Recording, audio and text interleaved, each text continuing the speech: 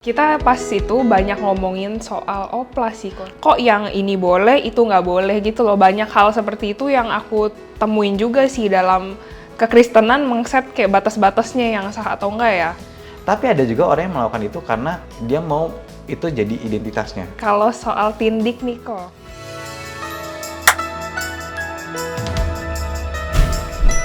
Halo. Adam, apa kabar kok? Baik. Gimana kabar? Baik.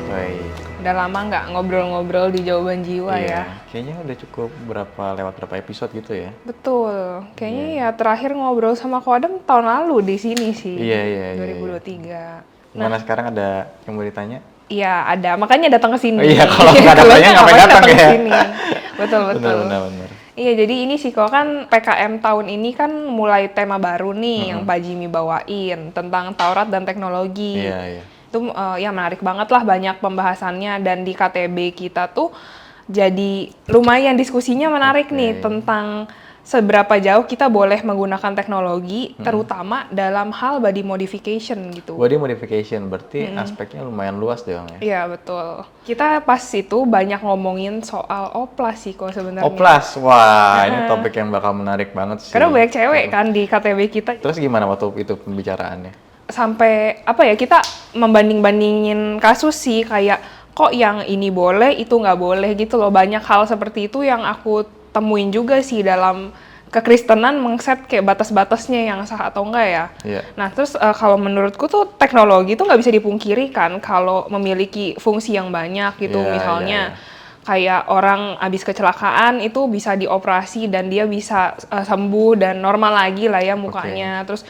gara-gara penyakit dan lain-lain juga kayak apa sih, misalnya bawaan-bawaan lahir deformity gitu seperti sumbing gitu ya bisa menjadi normal lagi karena operasi.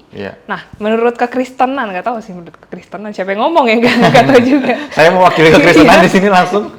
Tapi kayak secara umum lah ya kita temuin kayak hal-hal tersebut tuh kayak nggak problematik dan sah-sah aja untuk dilakukan gitu loh. Tapi giliran procedure yang kosmetik tuh yang mengalter wajah, botox kayak filler kayak operasi apa gitu kok ditentang sama kekristenan, padahal langsung kayak dilawan banget nih. Iya, gitu ya. padahal sama aja kan ininya. Sebenarnya sama-sama operasi gitu kan ya. Kenapa ya kok kira-kira kayak gitu, dan bagaimana sebagai hamba Tuhan untuk menanggapi hal tersebut? Kita bahas berarti benar-benar konteksnya tuh oplas ya.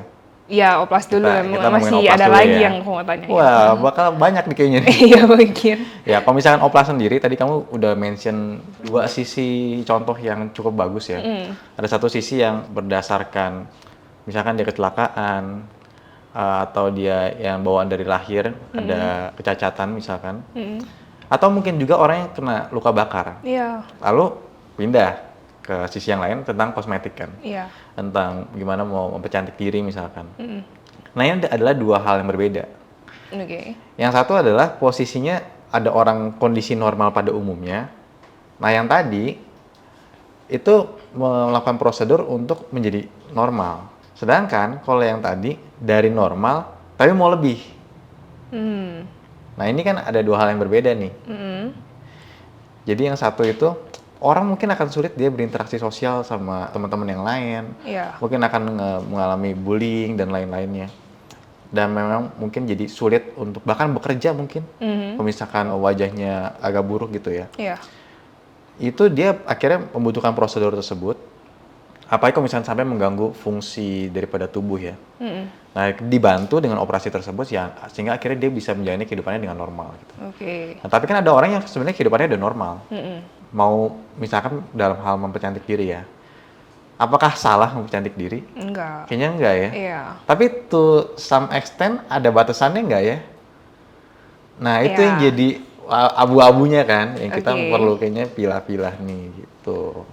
Tapi ini kan misalnya kalau itu kan berangkat dari yang nggak normal, yang kurang secara fisik gitu. Tapi kan kalau orang normal itu fisiknya juga relatif kan. Ada yang normalnya tuh misalnya cantik segini, tapi orang normal dikasihnya cuman berapa? 50% misalnya gitu loh.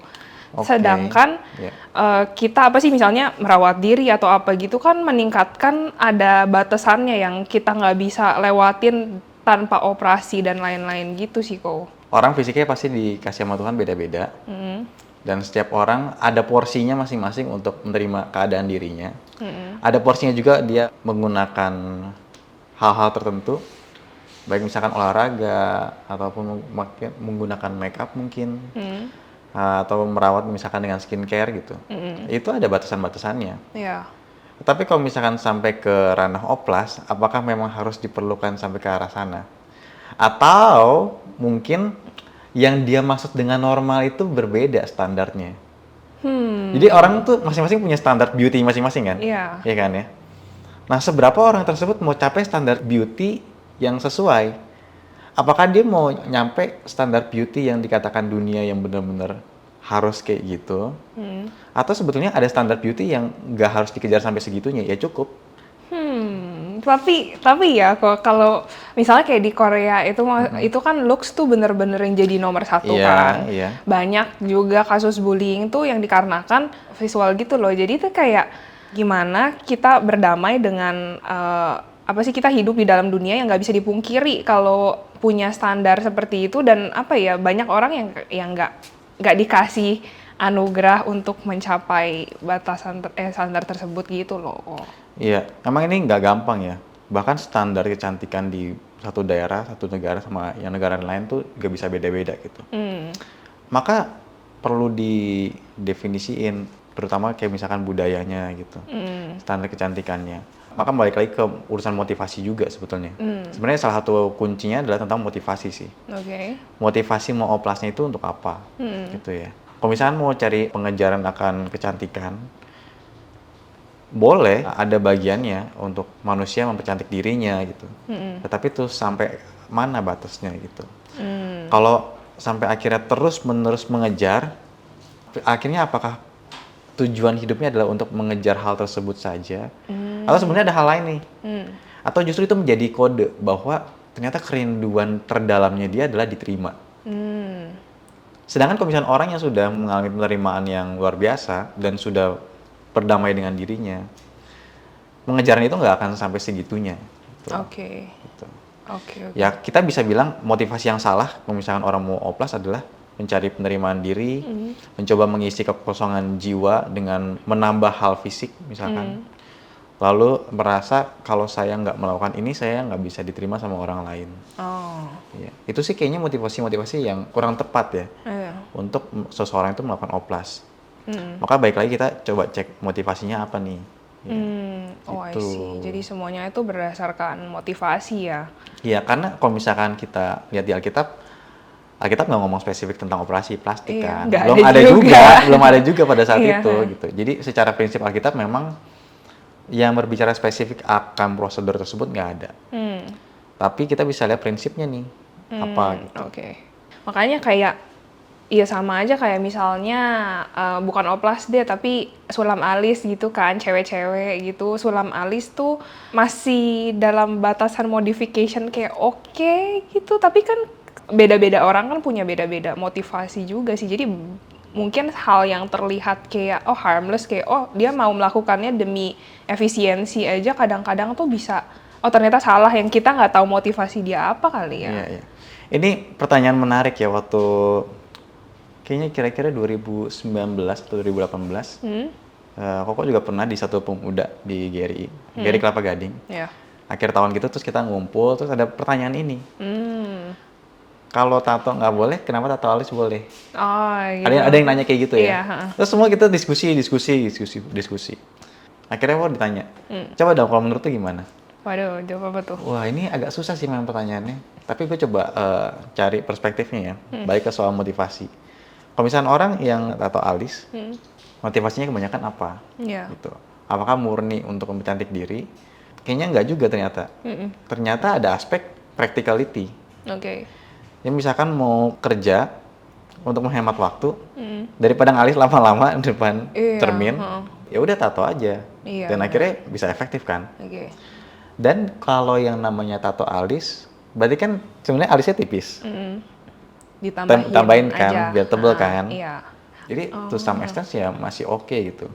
Maka dari sini kita tadi balik lagi bahasnya tentang motivasi gitu. Oh, jadi tuh yang aku tangkep kalau kita misalnya modifikasi masih sesuai sama creational order itu berarti masih dalam hal wajar ya. Walaupun ya creational order sekali lagi ya cakupannya akan luas juga gitu ya. Ya maksudnya kalau alis kan ya pada umumnya orang punya gitu lah ya. Dan kita lihat kasus per kasus kayak tadi, misalkan ada orang yang cacat, ada orang yang kayak kena luka bakar, ada orang yang karena kecelakaan misalkan. Itu sah-sah aja sih mereka mau oplas gitu. Berarti aku juga mau tanyain ini kayak tadi sih, cuman udah kejawab mungkin ya kalau misalnya makeup boleh tapi oplas nggak boleh. Cuman mungkin harusnya patternnya sama dengan ini lah ya. Iya. Nah, tapi nih ada satu lagi nih, kalau soal tindik nih kok. Tindik? Iya kan, banyak lah anak-anak cewek remaja gitu kan biasanya ngetren tuh tindik yang tambahan lagi di pinggir kupingnya gitu loh. Iya. Nah, kenapa kalau hal-hal seperti itu tuh kayaknya, boleh nggak sih sebenarnya? Kalau aku pribadi sih nggak gitu masalah sih kalau tindiknya di kuping ya. Kalau tindiknya mulai di lidah, mulai di hidung. Tapi kenapa kuping boleh tapi itu nggak boleh? Pertanyaan yang menarik sekali ya. Karena kalau misalkan tindik di kuping, menurut aku pribadi ya, itu masih dalam ranah kita nggak bisa lepas dari pandangan kultur juga ya, budaya ya. Tindik di kuping itu ya, to some extent kita melihatnya masih oke, gitu. Nggak ada makna yang aneh-aneh dari sana gitu. Walaupun mungkin di dalam kebudayaan tertentu itu ada menunjukkan suatu makna tertentu. Nah, tapi kalau misalkan orang yang misalkan tindiknya di lidah atau di hidung, kan kita ngeliatnya agak berbeda ya. Kalau itu budayanya dia gimana? Nah, kita perlu dalami maknanya apa. Nah, ini bisa jadi menarik. Karena memang ada budaya-budaya yang melakukan hal tersebut dengan makna tertentu, dengan tradisi yang lama misalkan. Tapi ada juga orang yang melakukan itu karena dia mau itu jadi identitasnya. Misalkan dia mau membentuk identitasnya yang baru gitu. Atau sebagai simbol pemberontakan. Atau sebagai simbol kebebasan diri gitu. Jadi sebenarnya kalau yang belum melakukan, Koko akan tanya kenapa mau melakukan itu. Untuk orang yang sudah melakukan, itu menjadi titik bisa berdiskusi dan berbicara. Baik tindik, tato gitu. Karena ketika orang melakukan hal tersebut, biasanya kan itu bukan suatu tindakan yang umum ya. Maka pasti itu ada satu hal bermakna yang dia pikirkan, sehingga akhirnya dia melakukan hal tersebut. Nah, hal bermakna ini sebetulnya bisa jadi kontak poin kita untuk tahu dia sebetulnya kerinduan hatinya itu apa. Motivasi lagi, balik lagi ya. Dan bahkan dari situ kita bisa masuk ke dalam penginjilan sebetulnya. Karena menarik. Iya, misalkan orang tuh tato gitu ya. Terus yang ditato tuh misalkan nama seseorang, entah nama anaknya atau nama pacarnya bahkan. Nah, itu yang bisa problematik ya. Nah, kalau putus mesti bilangin dulu tuh. Itu bisa ditanya kenapa kamu tato itu. Misalkan kalau misalkan tato nama anaknya. Oh, kamu sangat sayang ya sama anak kamu gitu ya. Nah, dari situ kita bisa masuk ke dalam pembicaraan diskusi. Dari situ kita tahu cinta dia yang paling dalam kehidupan itu apa. Jadi bisa titik masuk gitu dalam pembicaraan diskusi. Oh, begitu. I see. Tapi kan kalau yang di 1 Korintus 6 ayat 19 sampai 20 mengatakan kalau tubuh kita adalah bait Roh Kudus kan. Nah, maksudnya dengan motivasi yang mungkin nggak salah juga tadi kayak dia cinta sama anaknya apa, tapi kan kita diperintahkan untuk menjaga tubuh kita karena itu bait Allah gitu. Karena tato kan juga ya merusak in some ways gitu kan kulitnya. Gimana tuh menurut Adam? Kalau misalkan tadi bukan berarti aku bilang tato it's okay ya. Iya. Nah, sekarang setelah ini kita langsung nanti ke tempat tato. Nanti di TikTok di mana? Tadi itu kita bicara konteks kalau orang yang sudah melakukan itu bisa menjadi kita nggak langsung memberikan jump into judgment dan akhirnya menjauhi orang tersebut. Justru itu bisa menjadi titik kontak kita untuk berdiskusi. Nah, tapi apakah ini jadi encouragement untuk orang-orang Kristen tato? Aku pribadi sih enggak. Gitu ya. Apakah berdasarkan Alkitab yang tadi itu bisa diambil satu prinsip? Iya bisa, tetapi itu bahkan bisa lebih luas lagi. Kalau secara konteks bahkan sebetulnya itu berbicara tentang percabulan, bukan specifically tentang kesehatan saja ya, tapi mungkin dari situ prinsipnya kita bisa ambil. Tetapi selain itu juga ya, kembali ke urusan motivasi kenapa orang itu mentato gitu. Kenapa dia sampai akhirnya harus menggambar tersebut. Apakah dia ingin mencoba fit in dengan budayanya, dengan budaya sekitar gitu, sehingga akhirnya dia diterima sama orang. Ya akhirnya mirip-mirip lagi kan. Lalu apakah ini akhirnya menjadi pendorong untuk semakin punya jiwa narsistik? Dan ada kecenderungan yang berpotensi berbahaya juga. Kalau misalkan dari awal motivasinya salah ya. Iya. Yaitu adalah masuk ke dalam perberhalaan atau perhambaan. Iya. Entah memberhalakan diri sendiri atau akhirnya masuk ke dalam perhambaan. Sekali melakukan hal tersebut susah berhenti, lepas. bahkan maunya nambah. Iya, betul. Ya, baik dari oplas maupun tato gitu. Karena kalau seseorang menempatkan identitas dirinya dari hal tersebut yang ditambahkan gitu ya. Sekali oke, dia ngerasa puas, tapi mungkin rasa puas itu akan hilang kemudian hari. Dan akhirnya dia mau cari lagi, dan akhirnya ya dia nggak nemu rasa kepuasan yang sejati yang sebetulnya dia bisa dapatkan di dalam Tuhan. I see. Jadi bahaya banget ya bagaimana dan kepada apa kita tuh menaruh hati kita, karena itu bisa mengikat kita, dan kalau nggak baik ya menarik pada maut. Iya. Coba menarik perhatian orang dengan hal-hal tersebut. Itu kayaknya bukan motivasi yang oke juga. I see. Gitu sih. Oke, menarik. Berarti ya memang untuk hal-hal kayak gini tuh sekali lagi kita tuh nggak bisa hitam putihkan kali ya ini benar atau salah. Iya. Tapi memang kita harus kembali lagi lihat kenapa dia melakukan itu kali ya. Iya. Fakta menariknya adalah ada orang Kristen Koptik.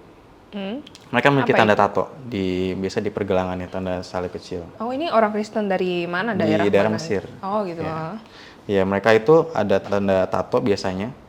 Dan itu tuh melambangkan tradisi mereka. Jadi bukan fashion. Oke. Ya, mereka melakukan itu bukan fashion, tetapi ada menunjukkan identitas kekristenan mereka yang berdasarkan tradisi yang cukup panjang juga. Itu juga jadi simbol mereka menghadapi perlawanan, menghadapi resistance gitu ya. Ketika mereka menghidupi kekristenan mereka.